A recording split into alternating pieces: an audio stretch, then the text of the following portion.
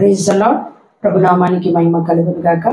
ఎఫాతా ministry Ramayanpet యూట్యూబ్లో వీక్షిస్తున్న మీ అందరికీ శుభములు తెలియజేస్తున్నాం. దేవుడు మిమ్మల్ని మీ కుటుంబాలను సమృద్ధిగా ఆశీర్వదించును గాక.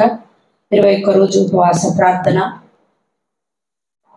ప్రారంభమై ఈ దినముతో 8వ దినము. ఈ పరిశుద్ధ ఆరాధనలోనికి మిమ్మల్ని ప్రేమపూర్వకంగా ఆహ్వానిస్తూ ఉన్నాం. ఈ దినము దేవుడు మనకి ఇచ్చిన వాక్యము కీర్తనల గ్రంథము 119 126 వచనం చదవండి. మైకులో చదవండి. కీర్తనల గ్రంథము 119వ కీర్తన 126వ వచనం. చేసి ఉన్నారు. యెహోవా తన క్రియ జరిగించుటకు ఇదే సమయం. చాలమ్మా. ఏంటంట? దేవుని యొక్క వాక్యంలో చెలవచ్చిన మాట ఏంటి? జనులు ఇది అంత వ్యర్థము అని నిరార్థకము చేయించున్నారు, కానీ క్రియ జరిగించుటకు దేవునికి ఇదే సమయం. మొదటిది చూసుకుంటే జనులేమో ఇదంతా నిరార్థకం చేస్తున్నారు. ఏంటి నిరార్థకం చేస్తున్నారు జనులు? ప్రజలు ఏది వ్యర్థం అని అనుకుంటున్నారు అంటే భక్తి వ్యర్థం. ఏంటి? ప్రజలు వ్యర్థమే. అంత భక్తిగా ఉండడం అవసరమా? అంత ఉపవాసాలు ఉండడం అవసరమా? ఇన్ని రోజులు ఉపవాసం ఉండడం అవసరమా? ప్రతి సంవత్సరము 21 రోజు ఉపవాసం ఉండడం అవసరమా? ఇన్ని గంటలు ప్రార్థన చేసడం అవసరమా? ప్రతి ఆదివారము మందిరానికి వెళ్ళడం అవసరమా? ఇంకా చెప్పాలి అంటే వాళ్ళు అంటూ ఉంటారు, చుట్టాలు లేరు, బంధువులు లేరు, ప్రార్థన. ఏంది అది? అంత వ్యర్థమే. ఏం పోతారు ఓకే ప్రార్థనకి? చుట్టాలద్దా, బంధువులద్దా, రక్త సంబంధులద్దా? ఏం భక్తి చేస్తారు మీరు? అంత వేస్టే, అంత అవుతుంది అని చాలా మంది అంటూ ఉంటారు. కానీ దేవుని వాక్యంలో చెప్పబడిన మాట ఏంటి అనంటే, జనులు వ్యర్థమని వారు అనుకుంటున్నారు, కానీ క్రియ చేయుటకు ఇదే సమయం అంట. దేవుడు కార్యము చేయడానికి ఇదే సమయం అంట. దేవుని వాక్యంలో చెప్పబడిన రీతిగా ప్రజలు అంత వ్యర్థం అనుకుంటున్నారు. భక్తి వ్యర్థం, ప్రార్థన వ్యర్థం, ఉపవాసాలు వ్యర్థం. ఇంకో మాట చెప్పాలి అంటే మందిరం కూడా వ్యర్థమే. ఏం పోతారు ఊకే మందిరం? ఇళ్ళల్లో వేసుకోరుగా ప్రార్థన? ఊకే మందిరానికి పోవడం అవసరమా? మందిరాలు కూడా వ్యర్థమని చెప్తూ ఉంటారు. కానీ దేవుని వాక్యంలో చూసినట్లయితే వ్యర్థం అనుకున్న వాళ్ళందరట వ్యర్థులైపోయారట. ఏసన్న గారు ఒక అద్భుతమైన పాట పాడారు. ఈ పాట నాకు చాలా ఇష్టమైంది. ఎవరు డ్రమ్ము కొట్టకండి, ఎందుకంటే మీ డ్రమ్ముకు నేను వాడలేనండి. మీ డ్రమ్ముకు నేను వాడలేను, నాకు వాడడానికి రాదు. కాబట్టి ఏసన్న గారు మంచి పాట పాడారు. ఏంటి అని అంటే, అంత వ్యర్థమని వ్యర్థులైరందరో నా గురి నీపై నిలిపినందుకే నా పరుగు స్వార్థకమాయనే నీ అందు పడిన ప్రయాసము శాశ్వత కృపగా నాయందు నిలిచిని. నీపై విశ్వాసమే నన్ను బలపరచెనే, నా స్వరమెత్తి నిన్నే కీర్తింతును, నా హృదయాన కొలువైన యేసయ్యా. ఈ పాట చాలా బాగుంటుంది. ఈ పాట రక్షింపబడిన తొలినాల్లో చాలా మంది నన్ను ఏళన చేశారు. నేను BSc MPC తీసుకున్నాను, డిగ్రీ BSc MPC. నేను మాట్లాడుతున్న మాటను చూసి చాలా మంది నన్ను ఏళన చేశారు. ఎందుకు అని అంటే, సైన్స్ స్టూడెంట్స్ ఏం నమ్ముతారు? సైన్స్నే నమ్ముతారు. వారు దేవుణ్ణి నమ్మరు, దయ్యాన్ని నమ్మరు. సైన్స్ స్టూడెంట్స్ దేవుణ్ణి నమ్మరు, దయ్యాన్ని నమ్మరు, సైన్స్ని నమ్ముతారు. నన్ను అన్నారు, నేను డిగ్రీ సెకండ్ ఇయర్ ఉన్నప్పుడు దేవుడు నన్ను పట్టుకొని, నేను ఫస్ట్ ఇయర్లో దేవునికి పట్టబడ్డాను, డిగ్రీ ఫస్ట్ ఇయర్లో. సెకండ్ ఇయర్లోనే దేవుడు నన్ను సేవకు పిలిచాడు.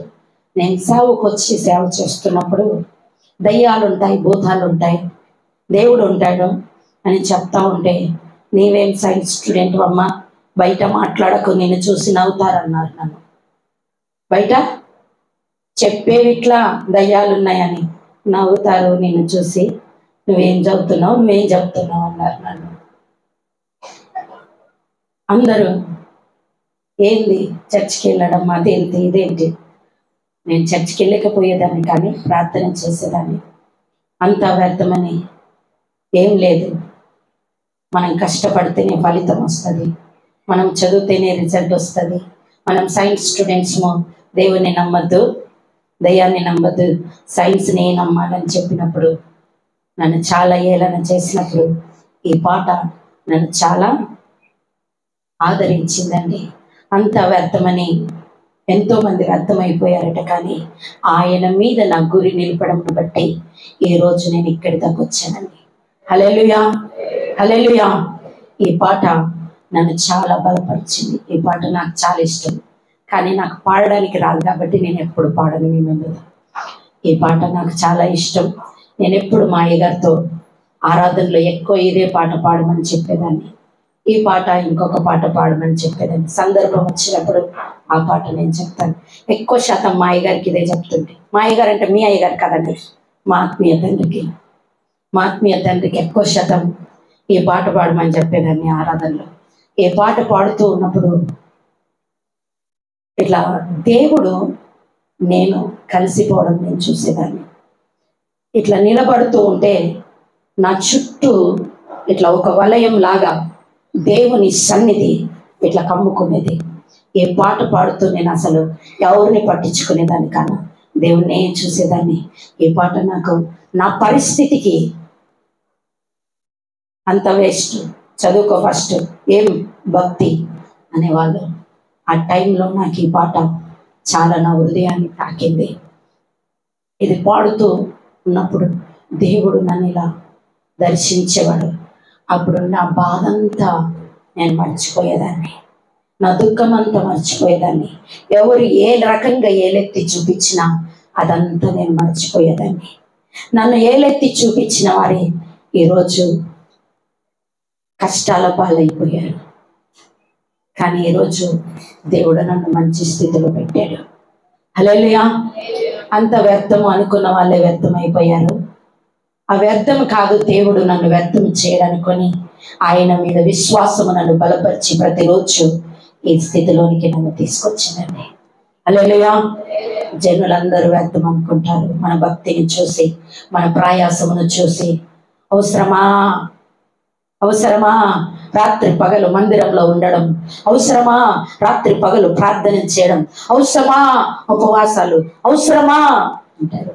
నశించుచున్న వారికి వెర్రితనముగా, రక్షింపబడుతున్న మనకి దేవుని శక్తి అయ్యింది అండి. హల్లెలూయా. కానీ వ్యర్థం అనుకున్న వాళ్ళు వ్యర్థం అయిపోతారు. కానీ దేవుడు శక్తి అయిన కార్యాలు ఆయన వ్యర్థం అనుకోకుండా ఆయనను మనం ఆశ్రయించినప్పుడు దేవుడు మన పట్ల బలమైన కార్యాలు చేస్తాడు. హల్లెలూయా. దేవుని యొక్క వాక్యంలో మనం చూసినట్లయితే ఆదికాండం 6వ అధ్యాయము 5వ వచనం చదువుకుంటాను. ఆదికాండం 6వ అధ్యాయము 5వ వచనం నుంచి చదవండి. భూమి మీద ఒప్పదనియు వారి హృదయం యొక్క తలంపులోని ఊహ అంతయు ఎల్లప్పుడూ కేవలం చెడ్డదనియు యెహోవా చూచి తాను భూమి మీద నరులను చేసినందుకు యెహోవా సంతాపము నొంది తన హృదయంలో నొచ్చుకొనెను. అప్పుడు యెహోవా, నేను సృజించిన నరులతో కూడా జంతువులను, పురుగులను, ఆకాశ పక్ష్యాదులను భూమి మీద నుండకుండా తుడిచివేయుదును. ఏలయనగా నేను వారిని సృజించినందుకు సంతాపము నొంది ఉన్నానెను. హల్లెలూయా. దేవుడు అనుకున్నాడు, ఆయన సమయం కొరకు ఎదురు చూస్తూ ఉన్నాడు, ఆయన కార్యం కొరకు ఎదురు చూస్తూ ఉన్నాడు.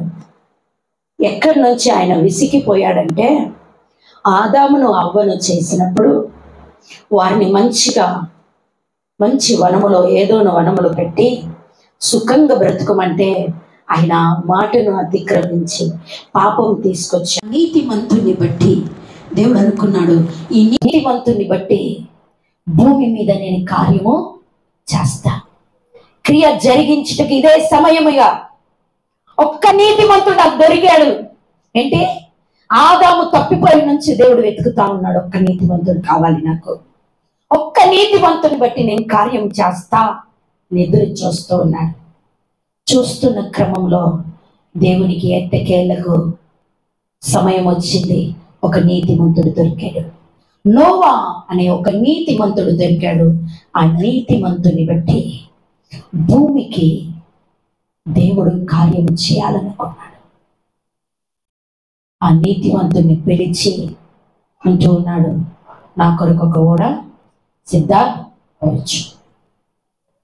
నేను భూమి మీద ఉన్న మనుషులను, జంతువులను, పక్షులను, సమస్తాన్ని నేను నాశనం చేస్తా, జల ప్రళయంతో ముంచి వేస్తా అని చెప్పి దేవుడు ఎదురు చూస్తూ ఉన్నాడు.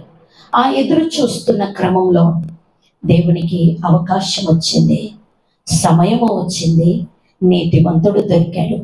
ఆ నీతిమంతుని కాపాడడానికి దేవుడు ఒక ఓడను సిద్ధం చేశాడు. ఆ ఓడ కట్టేంత వరకు కూడా దేవుడు టైం వెయిట్ చేశాడు. ఆ ఓడ నిర్మించబడిన తర్వాత ఆ సురక్షితమైన ఓడలోనికి ఆ నీతిమంతుని భద్రం చేసి దేవుడు ఆ జంతువులను, పక్షులను, నరులందరినీ దేవుడు ఏం చేశాడు? ఇది నా టైం. ఏంటి? ఇది నా టైం, ఎవరు దాన్ని ఆపలేరు, ఇది నా టైం అని దేవుడు ఏం చేస్తాడు?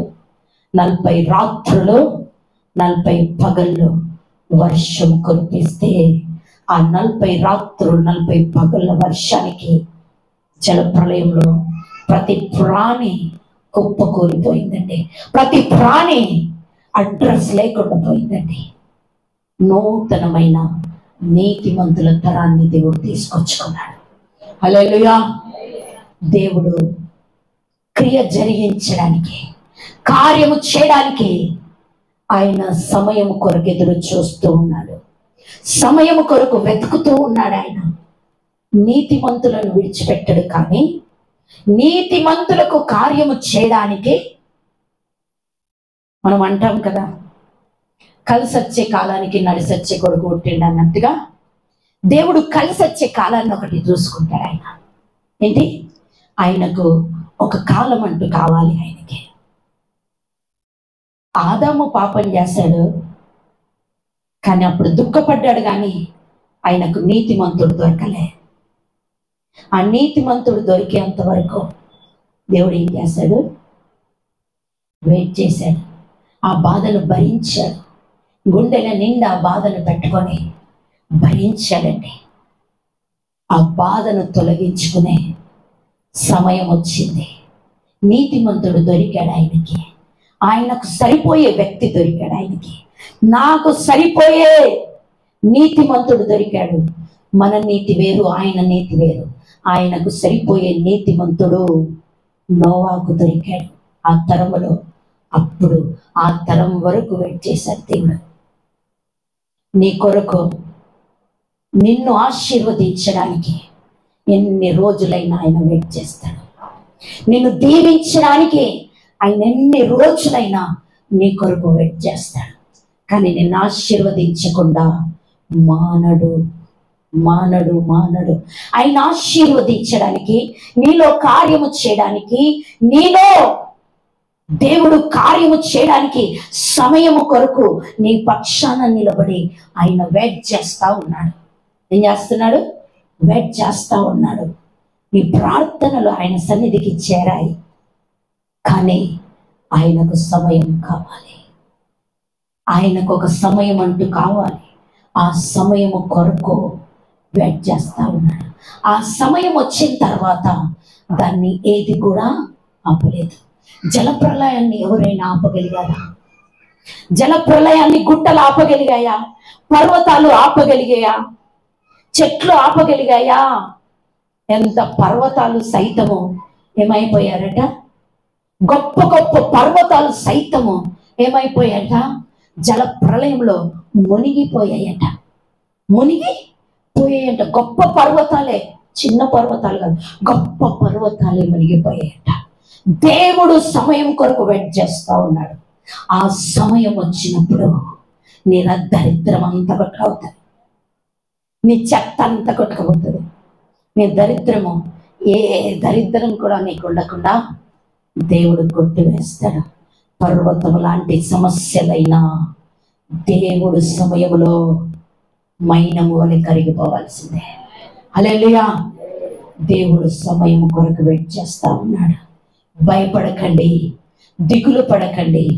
దేవుడు నీ పట్ల కార్యం చేయడానికి ఆయన సమయము వెతుకుతూ ఉన్నాడు. ఇస్కరేతు యూదా దేవుణ్ణి అప్పగించడానికి సమయము వెతికాడు. పరిసయ్యులు సద్దుకైలు ఆయనను దొరికించుకోవడానికి సమయం వెతికారు. దేవాలయంలోకి వచ్చారు యేసుక్రీస్తును దొరికించుకోవాలని. ఏ దేవాలయంలో పరిసయ్యులు ఉన్నారు, సద్దుకైలు ఉన్నారు, యేసుక్రీస్తు ఉన్నాడు. కానీ సమయం ఇంకా రాలేదు కాబట్టి ఆయన దొరకలే. యూదా కూడా అప్పగించాలని సమయం చూస్తూ ఉన్నాడు.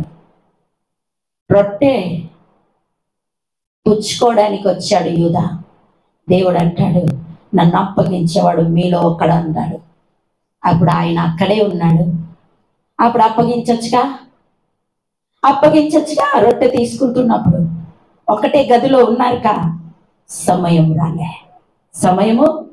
రాలే. నిన్ను ఆశీర్వదించడానికి, నీలో కార్యము చేయడానికి, నేను గొప్ప చేయడానికి, నేను బలపరచడానికి, నేను హెచ్చించడానికి దేవుడు సమయమును వెతుకుతూ ఉన్నాడు. ఒక సమయం వస్తుంది. నోవా టైంలో సమయం వచ్చింది దేవునికి. నీతిమంతులనే తరాన్ని తీసుకురావడానికి దేవుడు కొన్ని సంవత్సరాలు వెయిట్ చేశాడు. నీతిమంతుడు నోవా కనబడ్డాడు. ఆ ఒక్క నీతిమంతుని బట్టి దేవుడు నూతన తరాన్ని తీసుకొచ్చాడు. హల్లెలూయా. ఆయన సమయం కొరకు వెయిట్ చేస్తున్నాడు. నీ జీవితంలో దేవుడు కార్యం చేస్తాడు. భయపడకు, దిగులు పడకు. సమీపంగా ఉంది నువ్వు కార్యం పొందుకోవడానికి. దేవుని యొక్క వాక్యములు మనం చూసినట్లయితే ఆదికాండం 18వ అధ్యాయం 20వ వచనం. మరియు యెహోవా సొదొమ గొమొర్రాలను గూర్చిన మొర గొప్పది కనుకను వాటి పాపము బహుభారమైనది కనుకను నేను దిగిపోయి నా యొద్దకు వచ్చిన మొర చొప్పుననే వారు సంపూర్ణముగా చేసిరో లేదో చూచెదను. చేయని ఎడల నేను తెలుసుకొందుననెను. ఆ మనుషులు అక్కడి నుండి తిరిగి సొదొమ వైపుకు వెళ్ళిరి. అబ్రాహాము ఇంకా యెహోవా సన్నిధిని నిలుచుచుండెను. అప్పుడు అబ్రాహాము సమీపించి ఇట్లనెను, దుష్టులతో కూడా నీతిమంతులను నాశనము చేయుదువా? ఆ పట్టణములో ఒకవేళ 70 మంది నీతిమంతులు ఉన్న ఎడల దానిలో ఉన్న 70 మంది నీతిమంతుల నిమిత్తము ఆ స్థలము నాశనము చేయక కాయవా? చాలమ్మా. అక్కడ దేవదూతలు అబ్రాహాము దగ్గరికి వచ్చి వెళ్ళిపోతూ ఉంటారు.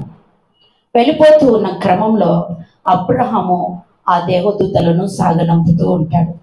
సాగనంపుతూ ఉన్నప్పుడు దేవదూతలు ఏం చెప్తారంటే, మేము పలాని ప్రాంతానికి వెళ్తున్నాం, సొదొమ గొమొర్ర పట్టణానికి మేము వెళ్తున్నాం, దాని పాపము బహుఘోరమైనది, దాని మొర ఎక్కడికి చేరిందంట? ఆకాశమును అంటిందంట. దాని మొర ఎక్కడికి అంటిందంట? ఆకాశానికి అంటిందంట. అయితే ఆకాశానికి దాని మొర అంటగా దేవుడు దాన్ని నాశనం చేయడానికి వచ్చాడు. దాన్ని నాశనం చేయడానికి వచ్చినప్పుడు అక్కడ అబ్రాముకు ఆ మాట చెప్తూ ఉన్నాడు. అబ్రాము అంటాడు, ఆయనకు జ్ఞాపకం వస్తుంది ఏమని, అయ్యో నేను పెంచుకున్న నా కుమారుడు లోతు ఆ ప్రాంతంలో ఉన్నాడు కదా, నా కుమారుడే ఇన్ని సంవత్సరాలు పెంచి పెద్ద చేసి ఒకరింటోని చేసిన, అయ్యో ఆ ప్రాంతానికి పంపిస్తుంది కదా, ఆ పట్టణంలో నా కుమారుడు నాశనం అయిపోతాడే అని మొరపెడుతూ ఉన్నాడు. మొరపెడుతున్న సమయంలో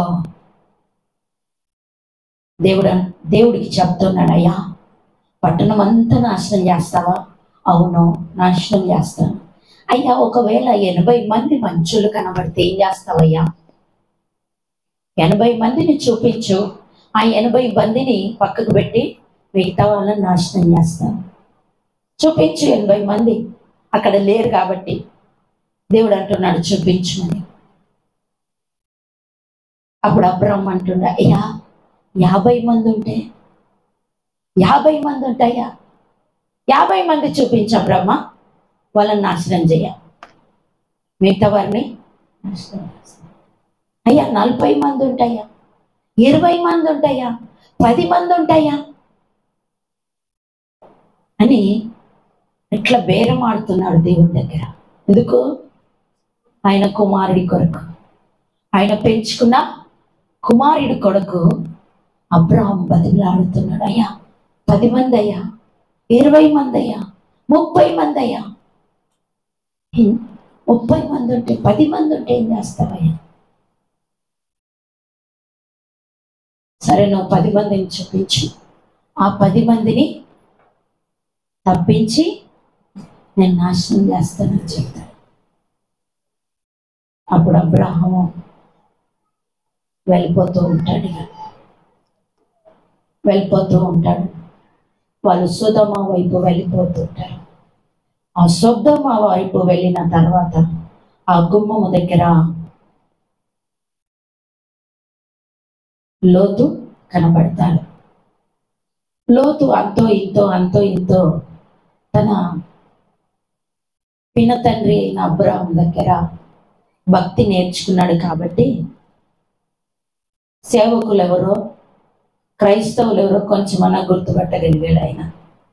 అలా గుర్తుపట్టి వారిని వాళ్ళ ఇంటికి పిలుచుకొని వారికి ఆహారం పెట్టి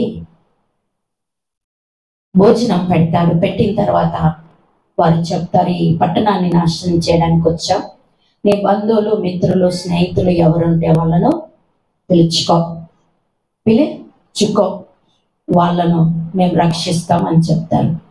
ఆయన అందరి దగ్గరికి వెళ్తాడు. ఆ ఊర్లో ఆయనకి ఎవరైతే దోస్తులు ఉంటారో, చుట్టాలు ఉంటారో, బంధువులు ఉంటారో, రక్త సంబంధులు ఉంటారో వారందరి దగ్గరికి వెళ్తారు. అయ్యలారా ఈ పట్టణం నాశనం అవుతుంది, మీరు రండి, నా దగ్గరికి దేవుడు వచ్చాడు, చెప్పాడు, దేవదూతలు వచ్చారు, మనల్ని కాపాడుతారట, రండి నా ఇంటికి అనండి.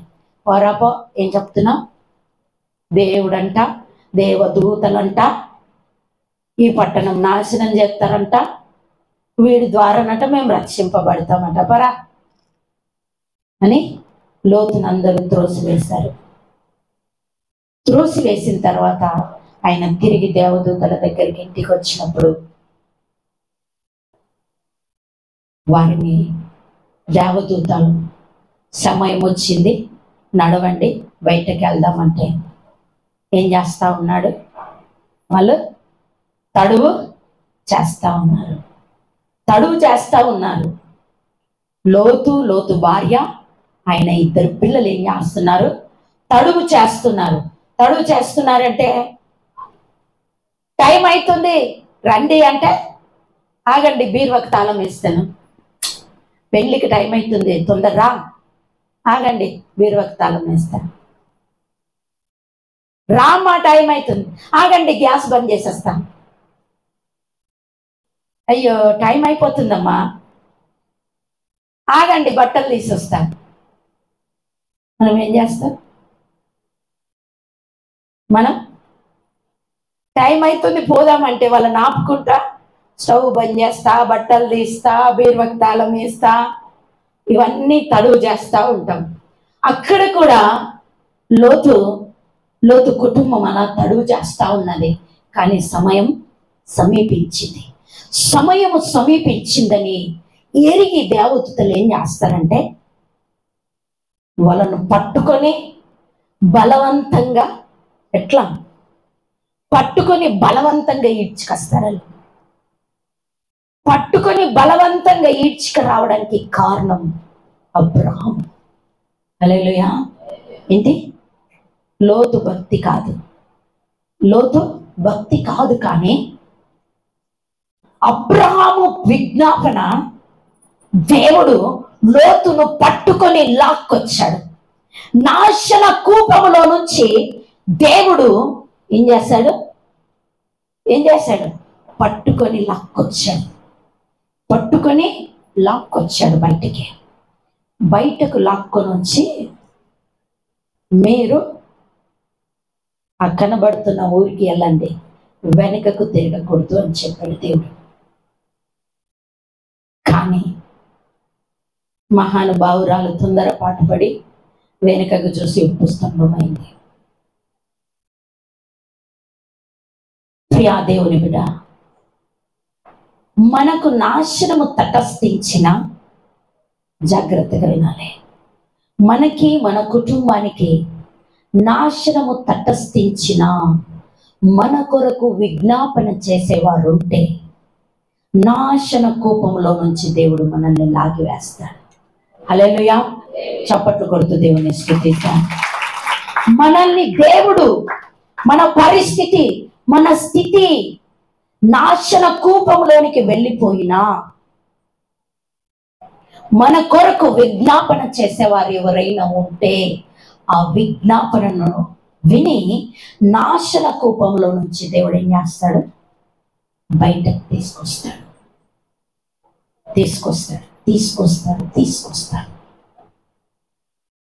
మన కొరకు విజ్ఞాపన చేసే వారిని సంపాదించుకుందుము గాక. మన కొరకు ప్రార్థన చేసే వారిని సంపాదించుకుందుము గాక.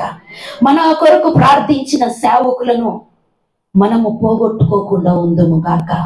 మన కొరకు ప్రార్థన చేసి ఉపవాసాలుండి మన కుటుంబాల కొరకు కన్నీరు కార్చే సేవకులను నొప్పించకుండా ఉందుము గాక. ఎందుకంటే ఒక విజ్ఞాపన, నీతిమంతుని విజ్ఞాపన బహుబలము గలదట. ఏంటి? నీతిమంతుని విజ్ఞాపన మనస్పూర్వకమైన బహుబలము గలదట. బలము కలిగినదట. దేవుని సన్నిధిలో అలా నాశన కూపంలోనికి వెళ్ళిపోయిన చాలా మంది వారి కుటుంబ సభ్యుల ప్రార్థన ద్వారా బయటకు లాక్కొచ్చేవారు చాలా మంది ఉన్నారు. మీ దైవజనుడే తన కుటుంబ సభ్యుల ప్రార్థన నరకానికి వెళ్తున్న ఆయన బాంబులు పడి చనిపోతూ చివరి స్టేజ్లో ఉన్న ఆయనను వారి ప్రార్థన విని దేవుడు లాక్కొని వచ్చాడు. ఈ రోజు మనందరికి ఆశీర్వాదకరంగా దేవుడు, ఈ ప్రాంతానికి ఆశీర్వాదకరంగా దేవుడు నిలబెట్టాడు. హల్లెలూయా. మనము మన పరిస్థితి ఎప్పుడు ఎలా ఉంటుందో తెలియదు. చూడండి, మనకు అదే యాక్సిడెంట్ జరిగింది, మన కాలిరగలే చేతి ఇరిగిందా? మనకు అదే కుక్కడ్డం వచ్చి మనకి యాక్సిడెంట్ జరిగింది, కాలిరగలే చేతిరగలే, ఏం కాలే. అదే కుక్కడ్డం వచ్చి వేరులోకి యాక్సిడెంట్ అయింది,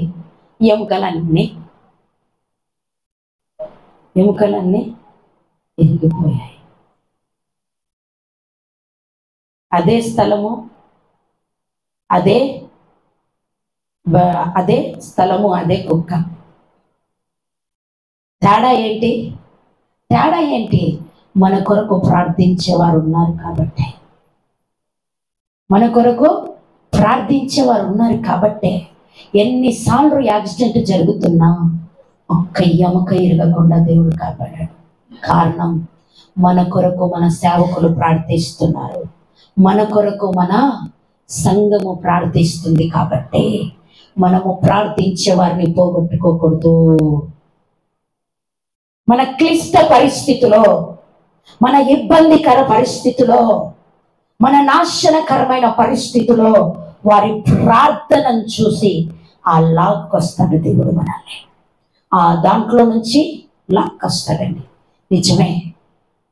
మీ దైవజనురాలికి, నాకు అయ్యగారికి కరోనా వచ్చినప్పుడు, అయ్యగారు చావు బ్రతుకుల మధ్యలో కొట్టుమిట్టాడుతున్నప్పుడు సంఘ బిడ్డలందరూ, కొంతమంది ఉపవాసం ఉన్నారండి, కొంతమంది ఉదయము సాయంత్రము సంఘమంతా కలిసి, ఒక 5-6 కుటుంబాలు కలిసి 1 గంట సేపు ప్రతిరోజు ఉదయం సాయంత్రము మా దైవజనురాలు అయ్యో అని కన్నీరు కార్చారు.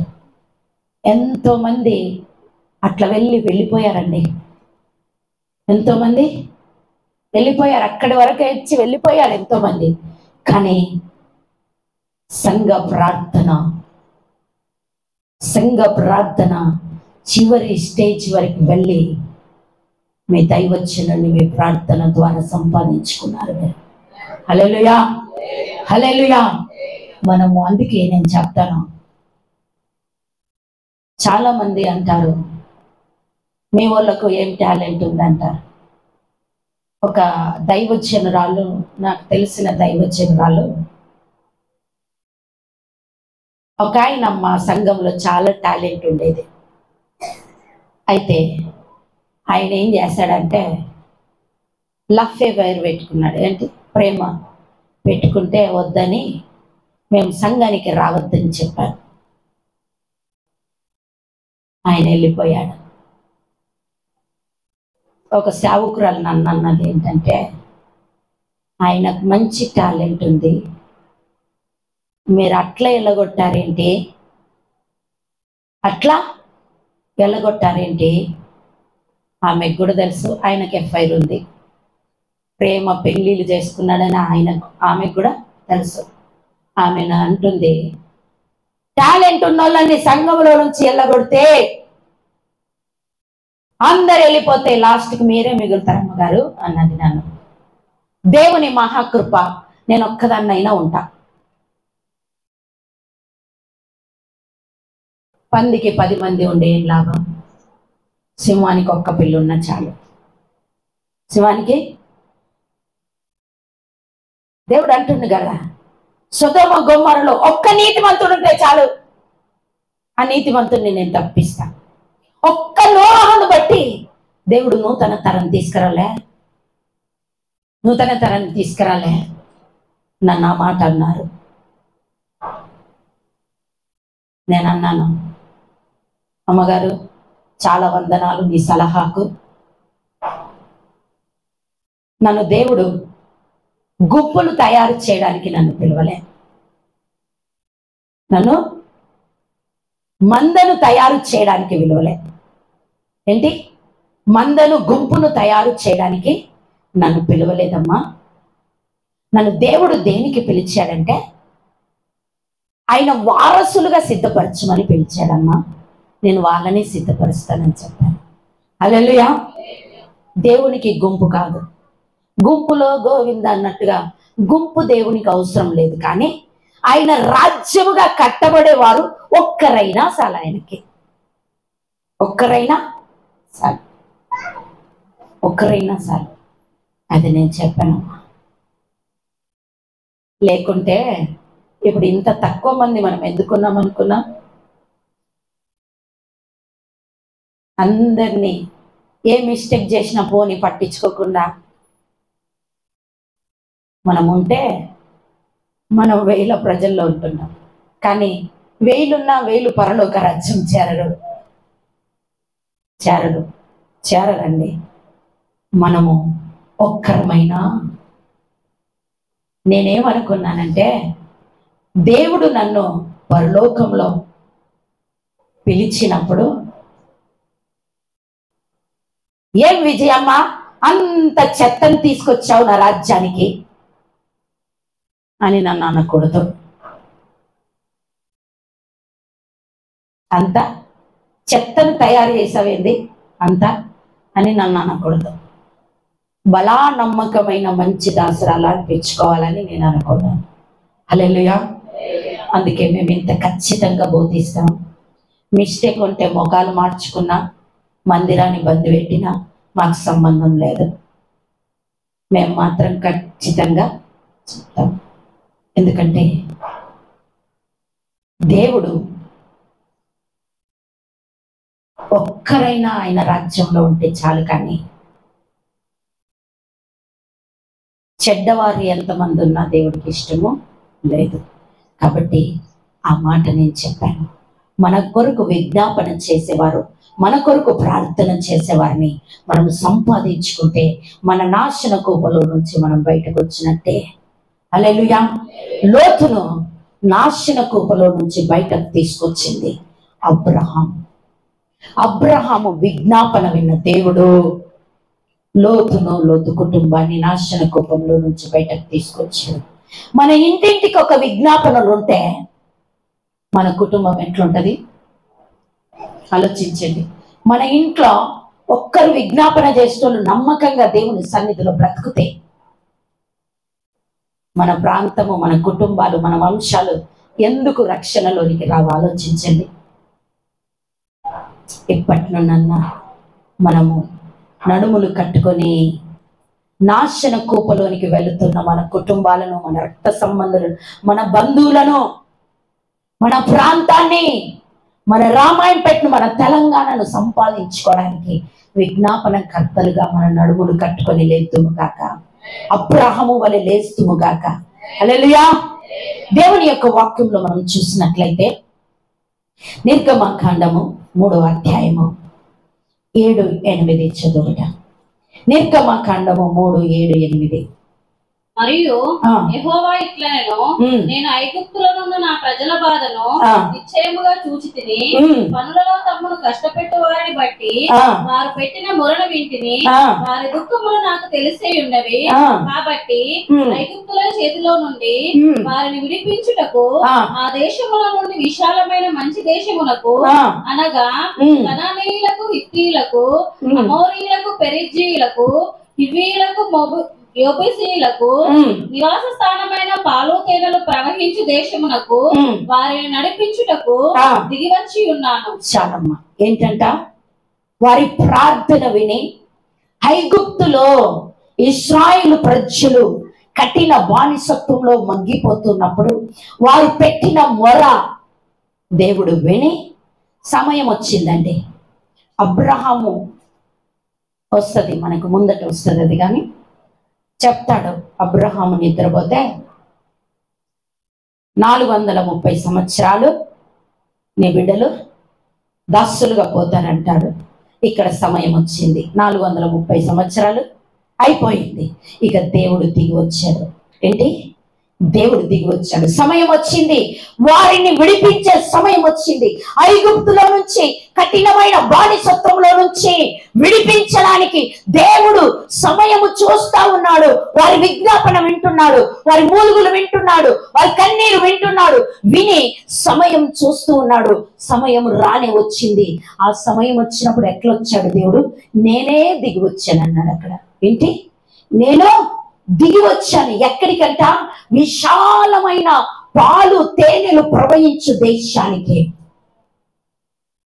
430 సంవత్సరాలు ఎంత కష్టం అనుభవించారో, ఎంత ఇరుకు అనుభవించారో, ఎంత ఇబ్బంది అనుభవించారో, ఎంత కన్నీరు కార్చారో, ఎంత దుఃఖపడ్డారో, ఎంత వేదన పడ్డారో, దానికి విశాలమైన నట.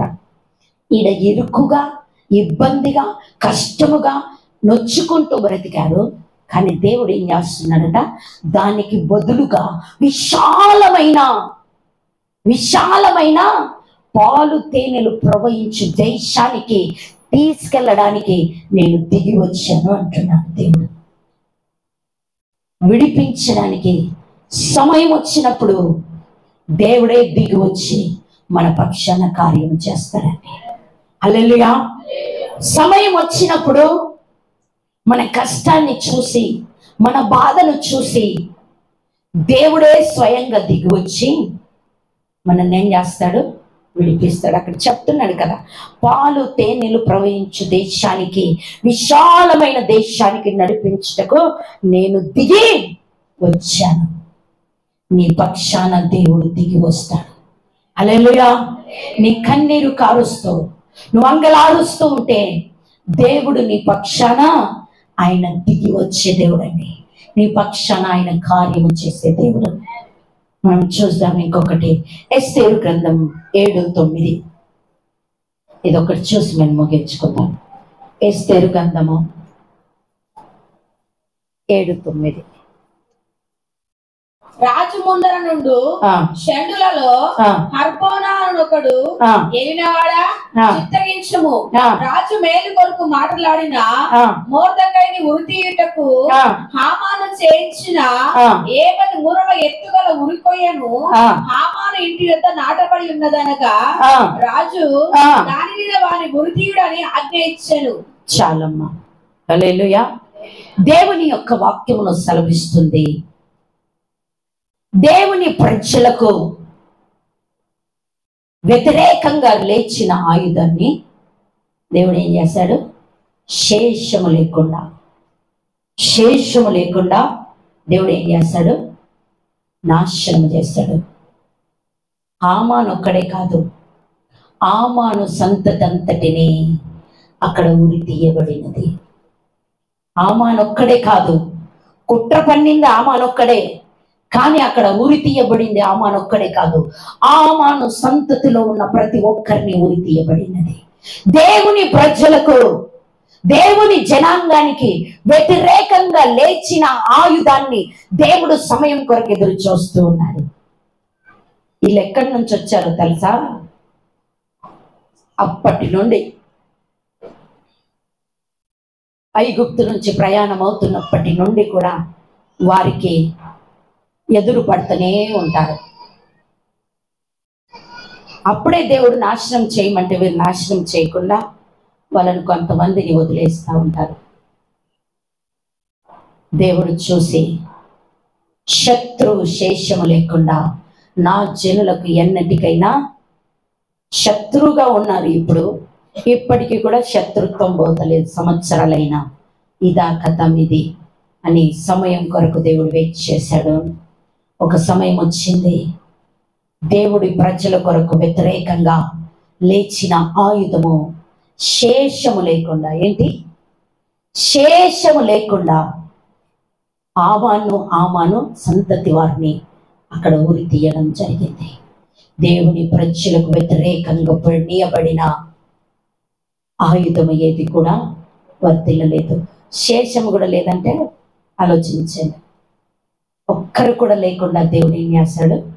కుటుంబాన్ని ఉరికంబం ఇచ్చాడు. దేవుడు సమయం కొరకు వెయిట్ చేస్తున్నాడు. మన జీవితాల్లో దేవుడు సమయం కొరకు వెయిట్ చేస్తున్నాడు. ఆయన సమయం వచ్చినప్పుడు ఏది చేయాలో అది చేస్తాడు. మొదటిది ఏంటి అనంటే, ఒక్క నీతిమంతుడి కొరకు దేవుడు నూతన తరాన్ని తీసుకురావడానికి ఆయన సమయాన్ని చూశాడు. ఒక్క నీతిమంతుని బట్టి నూతన తరాన్ని తీసుకొచ్చాడు. ఏంటి? నూతన తరాన్ని తీసుకొచ్చాడు. రెండోది ఏంటంటే, ఒక్క నీతిమంతుడు మొరపెడితే చాలు. రెండోది ఏంటి? ఒక్క నీతిమంతుని యొక్క మొరను బట్టి నాశన కోపంలో నుంచి దేవుడు రక్షిస్తాడని.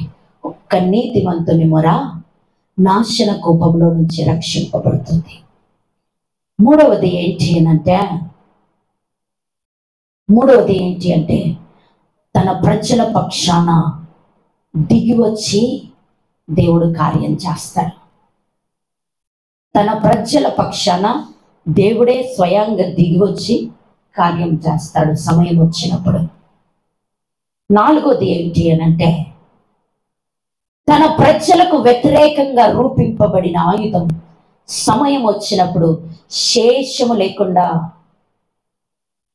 నామరూపం లేకుండా తుడిచివేసే దేవుడు. ఏంటి? సమయం వచ్చినప్పుడు తన ప్రజలకు వ్యతిరేకంగా రూపింపబడిన ఆయుధము శేషము లేకుండా, నామరూపము లేకుండా నాశనం చేసే దేవుడండి. హల్లెలూయా. సమయం వచ్చింది. ఆమాను కాదు, ఆ అమాలేకీలే లేకుండా దేవుడు చేశాడు. ఏం చేశాడు? ఆమాను ఒక్కడే కాదు, అమాలేకులే లేకుండా, అవంశమే లేకుండా, ఆ జాతి లేకుండా దేవుడు నాశనం చేశాడండి. సమయం వచ్చినప్పుడు శత్రు శేషము లేకుండా దేవుడు మనకి చేస్తాడు కార్యం. ఈ సంవత్సరము మన పరిచర్యలో అది జరగబోతుంది, మన కుటుంబాల్లో అది జరగబోతుంది. మనకు శత్రువు ఉండడు. యేసు నామములో మన శత్రువు ఓడిపోయాడు. మన శత్రువు లేకుండా, అడ్రస్ లేకుండా వెళ్ళిపోబోతున్నాడు. పోతున్నాడు కాదు, పోయాడు. ఆల్రెడీ శత్రువు గోడలు కూలిపోయాయి. శత్రువు గోడలు కూలిపోయాయి. శత్రువు తంత్రములు కోల్పోయాయి. శత్రువు ప్లాన్స్ అన్ని ఏమైపోయాయి? కుప్ప కూలిపోయాయి. శత్రువు యొక్క పతనం ఒకటో రోజే ప్రారంభమైపోయింది. ఆ శత్రువు పతనం, నాశనము అతి సమీపముగా ఉన్నది. హల్లెలూయా. ఈ ప్రాంతము దేవుడు మనకు సొత్తుగా ఇవ్వబోతూ ఉన్నాడు. దీన్ని మనం స్వతంత్రించుకోబోతున్నాం. ఈ మండలాన్ని, ఈ రాష్ట్రాన్ని మనం స్వతంత్రించుకోబోతున్నాం. ఇదే సమయము, ఇదే అనుకూలమైన సమయము. దేవుడు కార్యము చేయబోతూ ఉన్నాడు. దానికి ఇదే ఆనవాలు. మొదటి దినము ఆయన మహిమను ఆరాధనలో మనం చూస్తూ ఉన్నాం. ప్రతిరోజు ఆరాధనలో దేవుని శక్తి, దేవుడి మహిమ బలముగా మన ఆరాధనలో కదులుతూ ఉన్నాడు. ఇదే మనకు ఆనవాలు. ఆయన శక్తివంతంగా కదులుతూ ఉన్నాడు. శత్రువు శేషము లేకుండా 21 రోజులు అది జరగబోతోంది. ఆయననే మన పక్షాన దిగి వచ్చి ఉన్నాడు. ఆయననే దిగి వచ్చి మన పక్షాన కార్యము చేస్తూ ఉన్నాడు. కార్యము ఆరంభమైనదండి. కార్యము ఆరంభం అయినది. ఆరంభం అవుతుంది కాదు, అవుతుంది కాదండి. కార్యము ఆరంభమైనది. ఆరంభమైనది. నలు దిశల నుంచి దేవుడు కార్యాలు ప్రారంభించాడు. నలు దిశల నుంచి ప్రజలను తీసుకొస్తూ ఉన్నాడు. బలమైన కార్యాలు ఆయన జరిగిస్తున్నాడు. ఇదే మిక్కిలి అనుకూలమైన సమయము దేవుడు కార్యము చేయడానికి. మీరు కూడా సిద్ధంగా ఉండండి ఆయన కార్యాలు పొందుకోవడానికి. దేవుడు బలంగా కదులుతూ ఉన్నాడు. ఆ కదులుతున్న సమయంలో మీరు శ్రద్ధగా ఆయనను వెతికి, ఆయనను పొందుకొని మీ కుటుంబాల్లో సమృద్ధి అయిన కార్యాలు పొందుకుందరు కాక. ఈ మాటలు మన వెనుకల్లో ఆశీర్వదించును కాక. మనమందరం తలలు వంచుకుందాం, ప్రార్థన చేద్దాం, దేవుణ్ణి అడుగుదాం. ప్రార్థన చేద్దాం, దేవుణ్ణి అడుగుదాం. అయ్యా, మిక్కిలి ఇదే దేవుని సమయము. కార్యము చేయడానికి ఇదే సమయము. ఆయన మనల్ని దాటి వెళ్ళట్లే. మన కొరకు ఆయన దిగి వచ్చి ఉన్నాడు.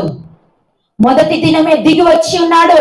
ఆయన మన యొద్ద సంచరిస్తూ ఉన్నాడు. బిడా, మీరు కార్యాలు పొందుకోండి, అద్భుతాలు పొందుకోండి, స్వస్థతలు పొందుకోండి, విడుదలను పొందుకోండి. మన దారిద్ర్యం నుంచి మనం బయటకు వద్దాం. అప్పుల సమస్యల నుంచి బయటకు వద్దాం. మన పాపాల నుంచి బయటకు వద్దాం.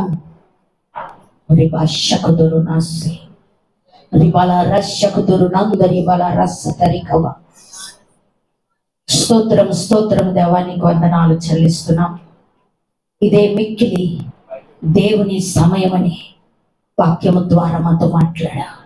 నీ ప్రజలకు బైబిల్లో చూస్తే సమయము చూసి అయ్యా కార్యాలు జరిగించారు. శత్రులు శైషము లేకుండా కార్యము చేశారు. మీరే దిగి వచ్చారు. మా కొరకు మీరు దిగి వచ్చారు. మొదటి దినం ప్రతిరోజు దిగి వస్తున్నావు. ఈ ప్రాంతాన్ని మాకు స్వాస్థ్యముగా ఇచ్చావు, నీకు వందనాలు. ఎంతమంది లైవ్ చూస్తున్నారో వారందరి కొరకు మీరు దిగి వచ్చుదురుగాక, వారి జీవితాల్లో కార్యాలు చేయుదురుగాక. వ్యతిరేకంగా ఉన్న ప్రతి పరిస్థితి అడ్డు తొలగిపోవును గాక. యేసు నామములో వారు దీవించబడుదురుగాక, ఆశీర్వదించబడుదురుగాక, అభివృద్ధి పరచబడుదురుగాక, విడుదల స్వస్థతలు పొందుకొందురుగాక. కృపలో జ్ఞాపకం చేసుకోమని యేసు నామములో ప్రార్థిస్తున్నాము తండ్రి.